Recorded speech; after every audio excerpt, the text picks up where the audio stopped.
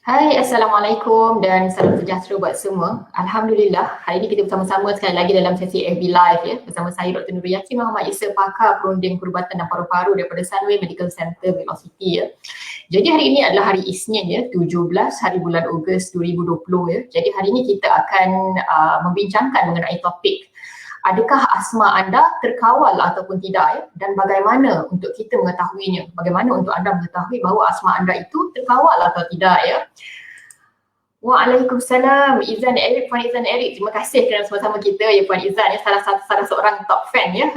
Terima kasih Puan Izan kerana terus setia bersama-sama kita ya. Semoga mendapat manfaat daripada perbincangan hari ini ya. Jadi untuk para netizen yang mengikuti sesi FB Live hari ini, saya mohon agar anda dapat sharekan ya, kongsikan ya, berikan like dan sharekan, kongsikan Facebook live status ini di Facebook anda ya, agar lebih ramai rakan-rakan anda dan ahli keluarga anda boleh mendapat manfaat daripada perbincangan kita hari ini. Jadi asma adalah antara satu penyakit paru-paru yang kerap berlaku di kalangan masyarakat kita ya. Jadi baiklah, tanpa melengahkan masa, saya ingin kongsikan skrin ya, skrin share PowerPoint yang telah saya sediakan untuk kita kongsikan tentang penyakit asma ini ya, adakah ianya terkawal ataupun tidak ya. Jadi mungkin para netizen dapat kongsikan sama ada slide ini clear ataupun tidak ya. Adakah anda lihat dan nampak ya? Okay, salam sejahtera ya. Terima kasih ya kerana bersama-sama kita. Saya tidak faham bahasa Cina ya, tapi daripada Wan Usana ya.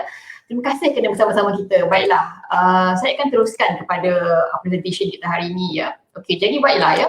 Jadi untuk pengetahuan semua ya, pesakit asma kebiasaannya akan datang dengan 3 simptom utama ya. Mereka akan datang dengan masalah susah nafas ya, ataupun sakit dada ya. Kadang-kadang mereka mengatakan chest tightness, merasa macam dada ini sempit ya. Ataupun mereka juga akan mengatakan bahawa mereka merasa semput ya. Ataupun mungkin dalam bahasa-bahasa lain rasa nafas tidak lepas ya. Jadi secara kesimpulannya, pesakit asma kebiasaannya akan datang dengan simptom-simptom seperti ini ya. Susah nafas ya, sakit dada ya, ataupun dada merasa sempit ya. Jadi ini adalah antara beberapa simptom utama yang sering dihadapi oleh pesakit asma ya. Jadi baiklah, untuk pesakit asma, bagaimana untuk anda mengetahui bahawa asma anda adalah terkawal ataupun tidak ya. Jadi ini adalah questionnaire ataupun soalan yang kita akan tanyakan kepada pesakit asma ya, untuk mengetahui sama ada asma mereka terkawal ataupun tidak ya. Jadi questionnaire ataupun soalan ini kita panggil sebagai asma control test ya. Jadi ada 5 soalan ya yang biasanya kita akan tanyakan kepada pesakit, ataupun kita akan berikan soalan ini kepada pesakit kita sementara mereka menunggu di luar klinik ya. Kita akan berikan kertas soalan ini untuk mereka tik-tik dan tanda ya, sama ada soalan-soalan ini mereka boleh jawab dengan baik ataupun tidak. Jadi mari kita pergi satu demi satu kepada soalan ini ya. Jadi soalan yang pertama ya, dalam tempoh 4 minggu yang lepas ya, berapa kerap penyakit asma ini ya mengganggu aktiviti seharian anda ya, di tempat kerja ya, di sekolah atau di rumah ya. Jadi dalam masa 4 minggu yang lepas, berapa kerap penyakit asma anda ini mengganggu anda di tempat kerja, di sekolah ataupun di rumah ya. Jadi ada 5 pilihan jawapan ya. Adakah setiap masa penyakit asma ini mengganggu anda ya, ataupun most of the time ya, adakah banyak masa yang mana masa anda diganggu oleh simptom asma ini, ataupun some of the time ya, maksudnya tidak sepenuhnya terganggu ya, tetapi sebahagian daripada masa terganggu kerana simptom asma.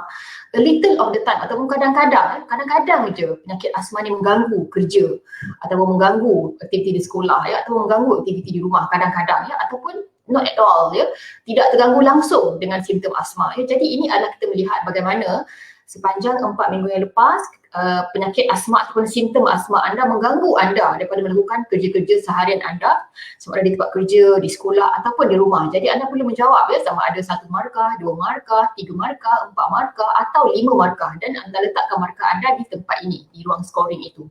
Okay, itu adalah soalan yang pertama. Okay. Soalan yang kedua, untuk mengetahui bahawa asma anda terkawal atau tidak, ialah kita akan tanya, dalam masa 4 minggu yang lepas, berapa kerap anda mengalami masalah susah nafas ya? Adakah lebih daripada sekali sehari ya? Kalau lebih daripada sekali sehari, anda tandakan 1 sebagai markah anda ya. Ataupun adakah hanya sekali sehari? Kalau sekali sehari anda merasa susah nafas, ya, dalam masa 4 minggu yang lepas, maka anda berikan 2 markah untuk anda. Okey. Ataupun adakah 3 hingga 6 kali seminggu anda merasa susah nafas ya? Kalau ya, kalau betul lah 3 hingga 6 kali seminggu anda susah nafas, maka anda bulatkan 3 markah untuk jawapan anda itu ya. Ataupun hanya sekadar sekali atau 2 kali je seminggu dalam masa 4 minggu yang lepas. Kalau ini adalah sesuai dengan keadaan anda, bulatkan 4 markah untuk anda. Ataupun not at all ya, maksudnya tidak ada langsung masalah susah nafas ya, sepanjang 4 minggu yang lepas ya. Kalau ini adalah keadaan anda, maka anda bulatkan 5 markah untuk markah anda dan letakkan 5 markah di sini ya. Itu adalah soalan kedua. Kita melihat sekerap mana anda ada masalah susah nafas itu ya. Okey, kemudian kita pergi kepada soalan ketiga ya. Dalam masa 4 minggu yang lepas ya, berapa kerap simptom asma anda ya, contohnya wheezing ya, berarti bunyi seperti anak kucing itu ya, wheezing, coughing, batuk ya, susah nafas ya, dada sempit ataupun dada sakit ya, menyebabkan anda terbangun pada waktu malam ataupun anda terbangun awal daripada biasa di waktu pagi ya. Jadi kita melihat sepanjang 4 minggu yang lepas, berapa kerap simptom anda ini menyebabkan anda terbangun pada waktu malam ataupun anda bangun awal lebih daripada biasa. Jadi anda cuba pilih pilihan jawapan di sini. Adakah perkara ini berlaku lebih daripada 4 kali seminggu ya? Kalau ya, bulatkan 1 markah anda. Atau adakah perkara ini berlaku 2 hingga 3 malam dalam masa seminggu? Kalau betul, bulatkan 2 sebagai markah anda ya. Atau adakah ini berlaku 1 malam sahaja seminggu? Kalau betul, 3 markah untuk anda ya. Ataupun adakah kurang daripada 1 malam seminggu? Kalau betul, 4 markah untuk anda. Ataupun tidak pernah berlaku langsung ya, asma simptom yang menyebabkan anda terbangun pada waktu malam ataupun bangun awal pagi ya, tak ada langsung ya, maksudnya baguslah ya. Jadi kalau tak ada langsung, 5 markah untuk anda dan tuliskan 5 markah di kawasan jawapan ini ya. Okey, itu soalan ketiga. Soalan yang keempat pula ya, dalam 4 minggu yang lepas ya, berapa kerap anda perlu menggunakan reliever ya, ataupun inhaler yang warna biru itu. Inhaler yang mana anda perlu pakai bila perlu ya, maksudnya kita mahu melihat berapa kerap anda perlu pakai inhaler biru tu ya. Inhaler biru adalah inhaler yang apabila doktor mengatakan kepada pesakit, okey, inhaler biru ini kamu hanya pakai bila kamu susah nafas saja. Kalau tak susah nafas tak payah pakai. Jadi kita mahu tahu berapa kerap kamu menggunakan inhaler biru itu ya sepanjang 4 minggu yang lepas. Okey. Jadi adakah 3 ataupun lebih sehari ya? Kalau ya, 1 markah untuk anda. Ataupun 1 hingga 2 kali sehari, kalau ya, 2 markah untuk anda. Ataupun 2 hingga 3 kali seminggu ya, kalau ya, 3 markah untuk anda ya. Ataupun hanya sekali sahaja seminggu ya, kalau ya, 4 markah untuk anda ya. Ataupun tidak ada langsung anda menggunakan inhaler biru itu ya. Jadi kalau betul, 5 markah untuk anda ya. Okey. Jadi soalan yang keempat ini kita melihat berapa kerap anda perlu menggunakan inhaler biru itu ya. Dan soalan yang terakhir atau soalan yang kelima ialah bagaimana anda memberikan markah untuk asma, untuk kawalan asma anda sepanjang 4 minggu yang lepas ya. Adakah anda merasakan asma anda tidak terkawal ya? Kalau anda rasa asma anda tak terkawal, berikan 1 markah untuk anda. Ataupun anda rasakan asma anda poorly control ya, tidak terkawal dengan baik ya, 2 markah untuk anda. Ataupun kalau anda rasa somewhat control, macam bolehlah control kan. Jadi kalau anda rasa seperti itu, 3 markah untuk anda. Ataupun anda rasa, oh bagus asma saya ni dikawal dengan baik, well control, jadi 4 markah untuk anda ya. Dan kalau anda merasakan asma anda sangat completely control, sangat-sangat terkawal, maka 5 markah untuk anda ya. Jadi setelah anda berikan markah untuk 5 soalan ini ya, anda perlu jumlahkan markah anda di kawasan ini ya. Jadi kita lihat jumlah markah anda ya. Kalau jumlah markah anda lebih adalah 25 ya, maksudnya markah penuh lah, full mark lah untuk soalan 1 hingga 5, anda dapat 25 per 25, itu maksudnya perfect, bagus. Asma anda memang terkawal, sangat bagus ya. Teruskanlah ubatan yang anda pakai selama ini ya, ataupun mungkin kita boleh kurangkan dos ubat yang anda pakai selama ini ya. 25 markah perfect, bagus, asma anda sangat terkawal dengan baik. Okey. Kemudian sekiranya anda menjumlahkan markah anda adalah 20 hingga 24 ya. Okey, itu adalah markah yang bagus ya, maksudnya on target ya, maksudnya okey lah. Okey lah asma anda, okey lah, maksudnya alright lah. Okey, on target, bagus lah, alright. 20 hingga 24 markah. Sekiranya markah anda adalah 19 dan ke bawah, maksudnya kurang daripada 20 markah, maksudnya asma anda memang tidak terkawal, poorly control asma. Okey, Jadi ini adalah antara parameters ataupun soalan-soalan yang kita tanyakan kepada pesakit asma untuk mengetahui sama ada asma mereka terkawal ataupun tidak. Ya, kita melihat dari segi bagaimana simptom asma itu mengganggu aktiviti seharian mereka ya, di tempat kerja, di sekolah atau di rumah ya, ataupun kita melihat berapa kerap mereka mengalami masalah susah nafas ya. Dan kita melihat bagaimana masalah mereka itu, asma mereka itu menyebabkan mereka terbangun daripada tidur. Ya. Dan kita juga melihat sekerap mana mereka menggunakan reliever ataupun pump yang warna biru itu ya. Dan kita melihat bagaimana mereka merasakan kawalan asma mereka sendiri ya, sepanjang 4 minggu yang lepas. Jadi kita melihat sepanjang 4 minggu ya, sepanjang sebulan yang lalu bagaimanakah asma mereka itu dikawal ya, sama ada dengan ubat-ubatan mereka ya, ataupun tidak ya. Jadi ini adalah secara ringkas ya. Biasanya questionnaire ini atau soalan-soalan ini kita akan berikan kepada pesakit-pesakit kita ya yang menghidap asma ya, ketika mereka menunggu giliran di luar klinik ya, kita akan berikan mereka soalan ini untuk mereka jawab ya. Okey. Jadi setelah anda melakukan ataupun setelah anda jawab soalan ini, bagaimana lagi untuk anda tahu ya bahawa asma anda itu terkawal ataupun tidak ya? Okey, jadi kita akan bertanyakan dengan lebih detail ya tentang masalah susah nafas ya. Dari segi susah nafas kita akan bertanya dengan lebih jelas ya. Bagaimana anda susah nafas? Bagaimana susah nafas itu boleh berlaku ya? Adakah susah nafas itu berlaku ketika anda melakukan aktiviti strenuous, maksudnya aktiviti yang memerlukan tenaga yang banyak, maksudnya anda mungkin melakukan exercise ya, ataupun melakukan kerja-kerja berat yang tak biasa anda lakukan ya. Jadi sekiranya anda merasakan susah nafas itu hanya berlaku ketika anda melakukan physical exercise ataupun aktiviti-aktiviti fizikal yang lebih daripada biasa, maka kita berikan markah kosong ya, markah kosong untuk susah nafas yang berlaku sekiranya anda melakukan aktiviti fizikal yang lebih daripada biasa. Okey, kosong markah.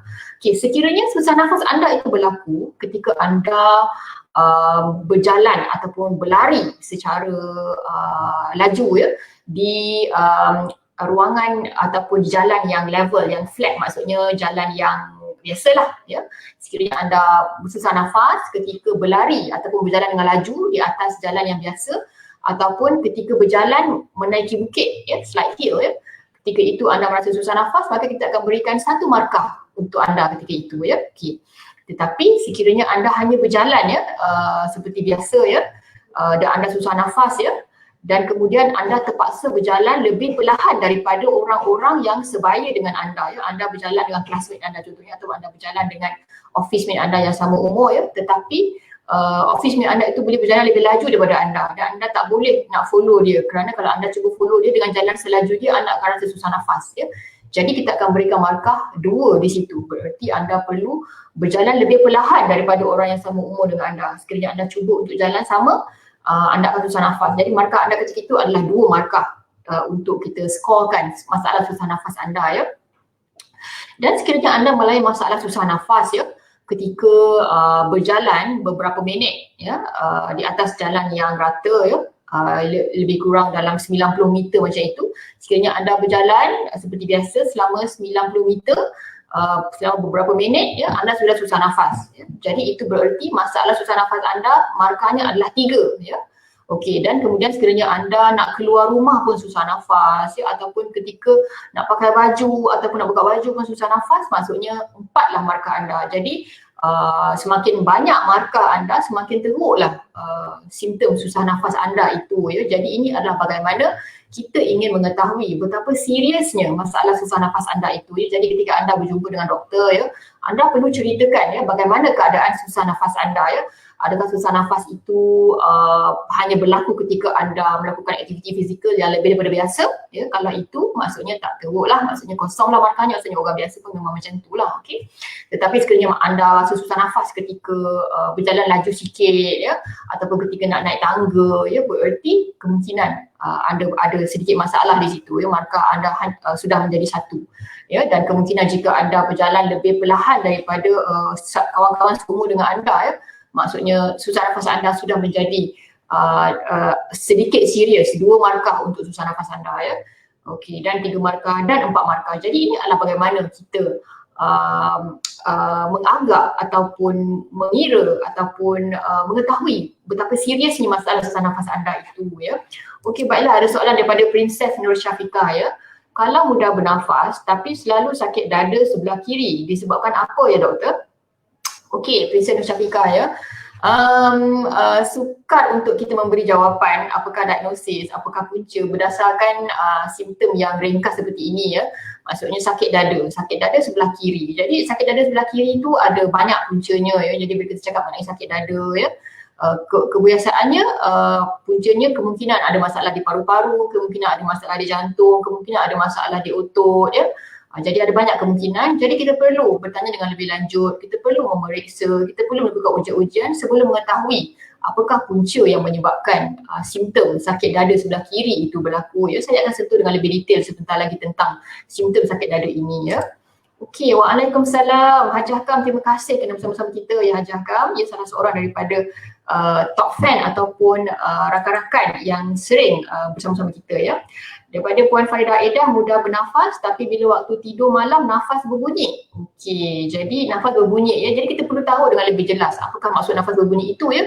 Adakah ianya seperti bunyi anak kucing ya? Adakah seperti wheezing sound ya, di mana seperti itu ya. Adakah ianya bunyi seperti anak kucing ataupun berbunyi bertidur berdengkur ya. Kadang-kadang berdengkur pun boleh memberikan bunyi ketika bernafas ya. Jadi anda perlu membezakan ya Puan Faridah, sama ada bunyi itu adakah bunyi berdengkur ataupun bunyi wheezing asma ataupun bunyi gigi yang bergetak. Kadang-kadang ada orang tidur sambil mengetak gigi ya. Jadi ketika tidur gigi dia berbunyi-bunyi ya. Jadi kita perlu bezakan apakah bunyi tersebut ya. Jadi anda perlu berbincang dengan lebih lanjut dengan doktor anda untuk mengetahui apakah punca masalah yang sedang anda hadapi ya. Kita ada Manda Kuzul Indah. Assalamualaikum, selamat tengah hari dok. Adakah berbeza terkena asma dari masa kanak-kanak atau bayi dengan masa dah berumur ya? Kalau dah berumur itu cuma gangguan pernafasan menurut kata doktor yang pernah saya jumpa.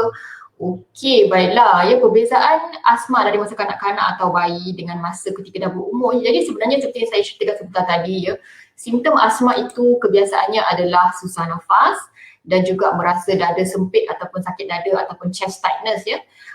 Cumanya kalau kanak-kanak atau bayi, mereka suka untuk menjelaskan masalah mereka kerana mereka kadang-kadang tak boleh bercakap lagi. Jadi mereka tak boleh nak memberitahu apakah masalah yang mereka hadapi dan kebiasaannya mereka hanya boleh menangis ya. Jadi mungkin simptom asma di kalangan kanak-kanak adalah mereka kerap menangis ya, kerana mereka suka untuk memberitahu masalah mereka ya. Okey, jadi kalau dah berumur, okey, jadi kita boleh tahu ya Puan Manja Kuzul ya, asma ketika kanak-kanak, asma ketika orang dewasa ya. Kadang-kadang asma itu boleh berlaku ketika kanak-kanak dan asma juga boleh berlaku ketika seseorang itu berusia ya. Jadi lain orang lain waktu kedatangan asmanya ya. Macam hari Sabtu lepas kita dah bincang tentang asma di kalangan pekerjaan ya, di mana asma disebabkan oleh keadaan di tempat kerja ya. Jadi sangat berbeza ya. Jadi perlu kita berbincang ya, perlu dapatkan sejarah yang lebih detail ya, kerana memang terdapat perbezaan ya antara asma di kalangan kanak-kanak dan juga di kalangan orang dewasa. Okey, jadi Puan Princess Nur Syafiqah mengatakan disiplin saya level 3. Okey, jadi mungkin Princess Nur Syafiqah boleh berbincang dengan doktor bagaimana untuk improvekan supaya dyspnea level kalau boleh 0 hingga 1 ya. Mungkin kita boleh optimalkan lagi rawatan yang sedang diterima itu ya. Okey, daripada Fatihah Hisham 2. Assalamualaikum, waalaikumsalam warahmatullahi. Terima kasih Puan Fatihah Hisham kerana bersama-sama kita ya. Okey, ada soalan daripada Puan Fatihah Hisham ya. Saya menjalani aktiviti seharian seperti biasa, tapi bila tidur kadang-kadang bunyi macam anak kucing. Tapi saya tak rasa chest tightness atau apa-apa simptom asma. Hal ini adalah disebabkan apa? Okey, jadi kadang-kadang ya pesakit asma mereka boleh ada salah satu daripada dua masalah utama tadi ya. Tidak semestinya mereka perlu ada ketiga-tiga simptom itu baru kita mengatakan dia ada asma ya. Jadi untuk mengetahui sama ada ini adalah asma ataupun tidak ya, kebiasaannya kita akan melakukan pemeriksaan kesihatan di mana kita boleh menggunakan stetoskop ya. Jadi para doktor akan menggunakan stetoskop ya untuk mendengar di dalam paru-paru anda apakah bunyi sebenarnya yang anda hadapi ya. Adakah bunyi wheezing, adakah bunyi stridor, adakah bunyi kahak ya. Jadi ada banyak perkara dalam paru-paru yang boleh memberikan bunyi. Jadi anda perlu membezakan bunyi itu bermaksud ada masalah apa ya. Okey, jadi setelah kita memeriksa, kita akan melakukan ujian ya. sama ada ujian X-ray ataupun ujian spirometri. Jadi kalau ingin confirm sama ada asma itu ada ataupun tidak, kebiasaannya kita akan melakukan ujian spirometri di mana kita akan meminta pesakit meniup di dalam alat spirometri tersebut dan kita melihat sama adakah tanda-tanda asma ada di situ. Jadi untuk Puan Fatihah Hisham, untuk mengetahui adakah anda asma ataupun tidak, saya nasihatkan berjumpalah dengan doktor paru-paru untuk anda melakukan ujian spirometri supaya kita boleh sahkan adakah anda mengalami masalah asma ataupun tidak, kerana penyakit asma boleh dikawal dengan memberikan ubat-ubatan. Okey, daripada Puan Farida Eda, adakah makanan perlu dielakkan bagi orang sakit asma, doktor? Ya, betul. Jadi memang pesakit asma ada beberapa pantang larang makanan yang perlu dielakkan ataupun yang perlu cuba dikurangkan. Lain pesakit, lain makanan ataupun pemakanan yang dialah. Ada pelakit saya yang hidup penyakit asma, dia tidak boleh memakan aiskrim, dia tidak boleh meminum minuman sejuk. Setiap kali dia minum minuman sejuk atau makan aiskrim, dia akan segera mendapat masalah susah nafas ataupun chest tightness.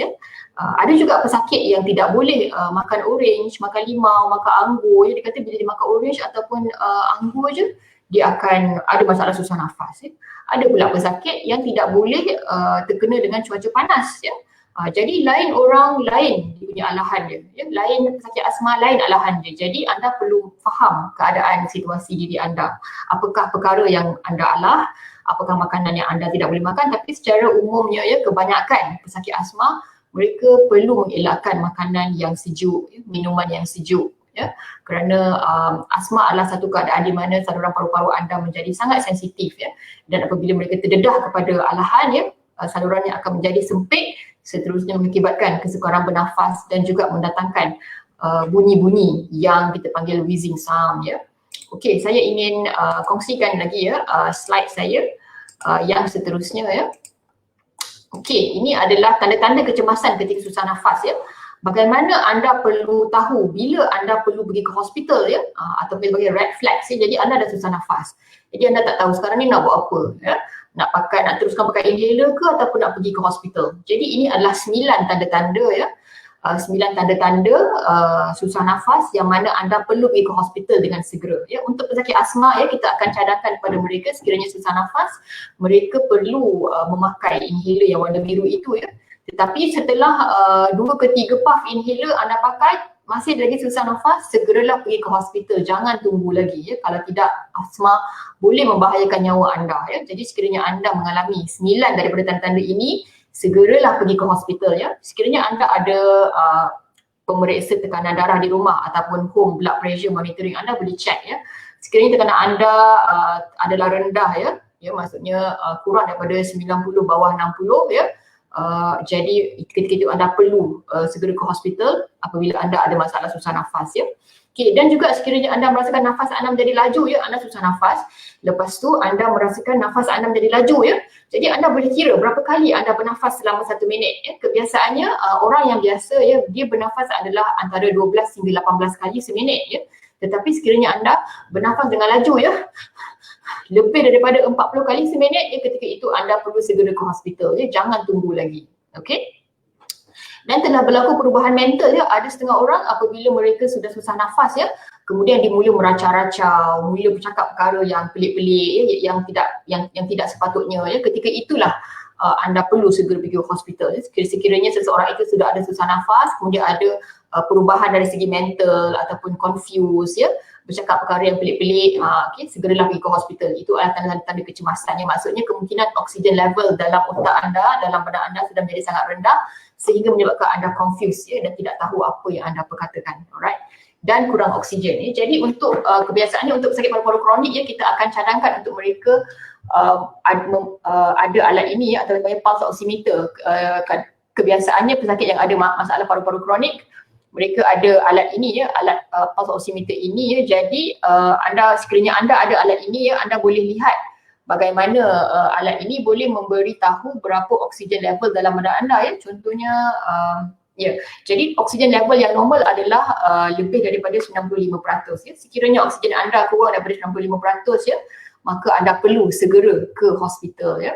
Okey, jadi seperti sekarang ini kalau kita lihat daripada alat saya ini ataupun pulse oximeter saya ini, ianya menunjukkan jadi dia tengah kira tu berapa level oksigen dalam badan saya ya. Okey, 98%. Jadi 98% oksigen dalam badan saya dan 66% heart rate ataupun nadi saya. Jadi adalah normal lah, macam saya cakap, normal level oksigen adalah 95% dan ke atas. Jadi sekiranya kurang daripada itu ya, kurang daripada itu anda perlu segera ke hospital ya kerana anda sedang kekurangan oksigen. Kemudian anda melihat menjadi biru ya, kita anda melihat bibir menjadi biru ya, lidah menjadi biru ya, kadang-kadang bahagian jari-jari menjadi biru ya, itu adalah tanda-tanda kecemasan yang menunjukkan anda perlu segera ke hospital ya. Okey, kemudian nafas berbunyi dengan kuat, stridor ya, jadi ada bunyi yang kita panggil stridor, yang sekiranya perkara ini berlaku anda perlu segera ke hospital, alright. Dan juga bernafas laju tanpa pergerakan udara, maksudnya anda bernafas dengan laju tetapi pergerakan udara itu tidak berlaku ya, jadi anda perlu segera ke hospital, alright. Dan trachea menyerun dan bunyi bernafas tidak seragam, maksudnya trachea deviated. Biasanya trachea adalah saluran di sini ya, saluran pernafasan di bahagian tekak ini, kebiasaannya dia adalah central, di tengah-tengah. Tetapi sekiranya ia mula kelihatan sengit ya, ke kanan atau ke kiri ya, dan juga bunyi pernafasan tidak seragam ya, patutnya bunyi pernafasan adalah sama, kanan dan kiri patutnya sama je bunyinya. Tapi kalau telah berlaku bunyi pernafasan yang tidak seragam, yang mungkin belah kanan tak dengar, belah kiri lebih kuat dan sebagainya ya, dan trachea menyerung, jadi anda perlu segera ke hospital. Itu adalah tanda kecemasan ya. Dan denyutan nadi tidak stabil atau kita panggil unstable cardiac arrhythmia, yang bermaksud anda boleh check, anda boleh periksa nadi anda sendiri ya. Pegang di bahagian bawah ibu jari anda ya, bawah ibu jari anda ada nadi yang perlu anda boleh rasakan. Okay, anda boleh rasakan denyutan nadi anda di bawah ibu jari itu ya. Okay, jadi nadi yang normal adalah antara 80 dan ke atas, 80 hingga 90 ya. Jadi anda boleh rasakan sekiranya nadi anda terlalu perlahan ataupun terlalu laju ya. Jadi itu mungkin maksudnya anda perlu segera ke hospital. Anda susah nafas, kemudian nadi anda tidak selari dan tidak stabil, itu adalah antara petanda anda perlu segera ke hospital ya. Okey, alright. Okey, ada soalan daripada Puan Fatihah ya. Soalan kedua, saya mengandung dan doktor yang merawat saya beri inhaler yang untuk setiap hari ya, berbentuk coklat, seperti mana saya tahu ini tersebut punya istirahat, adakah ianya akan beri kesan pada janin yang saya kandung atau sebaliknya? Okey, jadi Puan Fatihah ya boleh dengarkan Facebook live saya yang bercerita mengenai, yang menerangkan mengenai asma di kalangan wanita mengandung ya. Jadi di kalangan wanita mengandung ya, asma boleh menjadi sama ada terkawal, 1/3 boleh menjadi tidak terkawal, 1/3 daripada orang mengandung asmanya terkawal dengan baik, ataupun 1/3 adalah asmanya biasa saja. Jadi prinsip 1/3 asma jadi lebih teruk, 1/3 asma menjadi semakin baik, 1/3 asma menjadi sama sahaja. Okey. Jadi sekiranya doktor menyuruh anda memakai inhaler yang untuk coklat ya, memang inhaler tersebut ada steroid. Jadi steroid ini adalah penting untuk mengawal dan menstabilkan pernafasan anda dan sistem paru-paru anda ya. Jadi anda perlu pakai untuk memastikan asma anda terkawal ya. Jadi bila asma anda terkawal, oksigen dalam badan anda juga cukup dan oksigen bayi juga akan cukup ya. Jadi steroid inhaler tidak akan memberikan kesan yang buruk pada janin anda ya. Sebaliknya, ia akan memberikan kesan yang baik kepada bayi anda, kerana bila anda pakai inhaler yang warna coklat itu, asma anda akan lebih terkawal dengan baik. Jadi bila asma terkawal dengan baik, oksigen dalam badan anda akan menjadi cukup, dan oksigen yang cukup dalam badan ibu mengandung akan menjamin oksigen yang cukup kepada janin itu yang penting untuk pembesaran mereka. Jadi banyak daripada pesakit saya yang mempunyai asma tidak terkawal ya, mereka boleh menghadapi banyak masalah komplikasi, antaranya kemungkinan boleh mendapat kelahiran pramatang ya, di mana bayi terpaksa dilahirkan sebelum cukup usianya ya, sebelum cukup 9 bulan terpaksa dilahirkan ya, pramatang, ataupun bayi menjadi lebih kecil saiznya daripada biasa kerana kekurangan oksigen yang berterusan ya. Jadi sangat penting untuk Puan Fatihah memakai inhaler coklat seperti yang disarankan oleh doktor tadi untuk memastikan kawalan asma anda terkawal ya. Jadi bila asma anda terkawal dengan baik, oksigen dalam badan anda akan menjadi cukup. Jadi bila oksigen anda cukup, oksigen kepada bayi juga menjadi cukup dan bayi dapat membesar dengan elok. Okay, jadi pastikan anda menggunakan inhaler coklat anda seperti yang disarankan oleh doktor ya. Jangan sekali-kali meninggalkan ubat anda ya, kerana takut efek pada bayi. Kebanyakan ubat-ubat untuk asma adalah tidak berbahaya kepada perkembangan janin ya. Jadi anda perlu berbincang dengan doktor yang merawat anda untuk melihat adakah ubat-ubatan anda itu sesuai diteruskan ketika anda mengandung ataupun tidak ya. Okey. kat mana nak dapat alat tu doktor? Farmasi ada tak? Ada. Di farmasi ada jual, ya. Di Shopee pun ada jual, Lazada pun ada jual. Boleh je. Jadi sekiranya anda antara penghidap penyakit paru-paru kronik, memang kita galakkan untuk membeli pulse oximeter ataupun alat untuk cek kandungan level oksigen dalam badan anda untuk memastikan keadaan anda sentiasa sihat, ya. Okey, baiklah. Kita teruskan pada slide yang seterusnya, ya. Okey, ini adalah pain assessment model ataupun bagaimana kita ingin mengetahui sama ada sakit dada anda itu puncanya apa. Adakah puncanya masalah paru-paru ataupun puncanya adalah masalah jantung, ya. Okey, kita melihat Socrates, ya. Site, onset, character, radiates, associated symptoms, time or duration, exacerbating or relieving factors dan severity. Okay. Jadi sekiranya anda sakit dada, anda perlu memberitahu kepada doktor anda, ya. Adakah sakit dada anda itu dekat mana? Kanan ke, kiri ke, tengah ke, atas ke, bawah ke? Jadi kena beritahu secara spesifik dekat mana sakit dada itu berlaku. Onset, bila sakit dada itu berlaku? Adakah sakit dada itu berlaku bila anda membuat kerja-kerja yang teruk, ya, physical activity, ya, dan ataupun adakah sakit dada itu berlaku pada waktu malam, pada waktu awal pagi. Jadi kebiasaannya untuk sakit asma, ya, sakit dada mereka kebiasaannya berlaku pada waktu awal pagi atau waktu tengah malam, ya, di mana ketika itu saluran pernafasan mereka menjadi sempit, jadi menyebabkan mereka merasa sakit dada ataupun dada sempit, ya. Okay, karakter, apakah ciri-ciri sakit dada itu? Adakah sakit dada itu rasa macam dada sempit, ya, ataupun sakit dada itu macam cucuk-cucuk, ya. Kadang-kadang kalau sakit dada cucuk-cucuk tu kebiasaannya itu adalah puncanya penyakit gastrik, ya. Ataupun adakah sakit dada itu macam benda berat timpa, ya. Tu kemungkinan jantung lah puncanya, ya. Rasa macam menekan-nekan, ya. Okey. Radiate, adakah sakit dada itu pergi ke mana-mana, ya. Jadi kita perlu hati-hati, ya, kerana kalau ada masalah sakit jantung, kebiasaannya sakit dadanya berlaku di sebelah kiri dan dia akan merebak, ya. Sakit dada itu boleh pergi, ya, ke bahagian bahu, ya, ataupun pergi ke bahagian tangan kiri, ya. Jadi anda perlu beritahu doktor anda adakah sakit dada anda itu pergi ke tempat lain selain daripada di tempat yang dia berasal itu, okey. Dan adakah sakit dada itu disertai oleh simptom-simptom yang lain? Contohnya adakah lepas sakit dada tu ada juga rasa loyo-loyo nak muntah, ya. Kerana kadang-kadang kalau ada sakit jantung, seseorang itu akan mengalami sakit dada yang juga ada masalah muntah-muntah dan rasa loyo. Okay. Right. Dan berapa lama, time atau duration, berapa lamakah sakit dada itu berlaku? Adakah setengah jam, adakah sejam, adakah beberapa minit, ya. Okay, jadi masa itu sangat penting untuk menentukan adakah ini adalah sakit dada kerana serangan jantung ataupun ini adalah sakit dada kerana serangan asma. Okay. Dan seterusnya exacerbating or relieving factor. Apakah yang menyebabkan sakit dada itu hilang, ya? Adakah dengan berehat anda rasa sakit dada itu hilang, ya? Adakah dengan memakai inhaler anda merasakan sakit dada itu hilang, okey? Dan severity, betapa teruk tak sakit dada itu, ya. Anda perlu berikan markah untuk sakit dada, ya. Okay, biasanya kita akan berikan 0 hingga 10 markah. 0 markah tak sakit langsung, 10 markah sangat sakit, 5 sederhana. Jadi anda perlu berikan berikan estimate anggaran markah kesakitan, adakah 8 per 10. Kalau teruk sakit sangat dan 10 per 10 lah. Jadi kerana itu kita boleh mengetahui seserius manakah sakit anda itu dan apakah masalah yang sebenarnya anda hadapi, ya, daripada simptom anda itu. Okey. Okey, nampaknya kita pun sudah sampai ke penghujung sesi, ya. Jadi secara kesimpulannya, ya, saya boleh simpulkan di sini, ya, untuk mengetahui adakah asma anda terkawal ataupun tidak, ya, anda perlu menjawab soalan-soalan 5 soalan tadi daripada asma control test score yang saya kongsikan tadi, ya. Dan juga ketika anda susah nafas, anda perlu memberitahu doktor anda, ya, apakah karakteristik ataupun ciri-ciri susah nafas anda itu. Adakah susah nafas anda itu berlaku ketika anda berjalan menaiki bukit, ya, ataupun berjalan selama 90 meter, ya, ataupun kat rumah je pakai baju, buka baju pun dah susah nafas. Jadi dari situ kita boleh tahu serius manakah susah nafas anda itu, ya. Dan ketika anda merasa sakit dada ataupun rasa dada sempit, anda perlu beritahu dengan detail kepada doktor anda supaya kita boleh bezakan anda ni sakit dada sebab serangan asma ke ataupun serangan jantung, ya, ataupun gastrik, ya. Jadi sakit dada itu boleh menjadi tanda kepada banyak punca penyakit, ya. Penyakit jantung, penyakit asma, penyakit gastrik. Okey, jadi anda perlu memberikan maklumat yang lebih jelas dan detail kepada doktor anda supaya kita dapat membantu anda mendiagnose dan mendapatkan jawapan apakah punca penyakit anda sekaligus merawat penyakit anda dengan baik.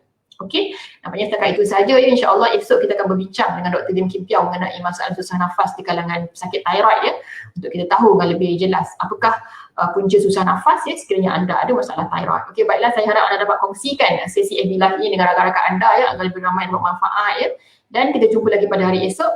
Sekian, Assalamualaikum warahmatullahi wabarakatuh.